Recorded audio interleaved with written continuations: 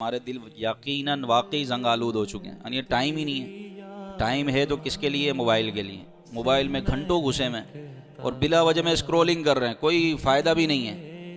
میں بولتا ہوں بھائی اگر موبائل میں گھس رہے ہو تو کوئی فائدہ تو لو اس سے۔ لوگ موبائل سے یوٹیوب سے سیکھ کر گرافک ڈیزائنر بن گئے ہیں، chat G P T use کر کے بندے ایڈیٹر بن گئے، یوٹیوب یوز کر کے ایک ہمارا یہاں پر اسلامی بھائی ہیں عمران بھائی، ابھی ہے نہیں وہ یوٹیوب کو دیکھ کر جو ہے نا وہ کیا بولتے ہیں اس کو، الیکٹریشن بن گیا بندہ۔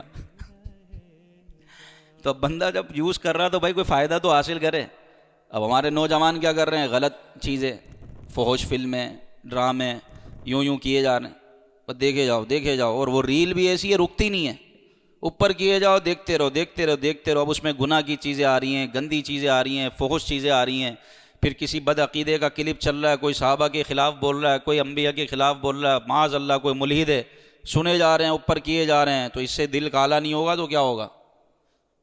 گھنٹے لوگ گزار دیتے ہیں، لوگوں کی ہڈیوں کے مسائل ہو گئے ہیں، ہڈیوں میں تکلیف ہو گئی ہے، سروائیکل ہو رہا ہے، گردن میں مسئلہ ہو رہا ہے، ایک مسلسل موبائل میں لگے میں یوں دیکھ رہے،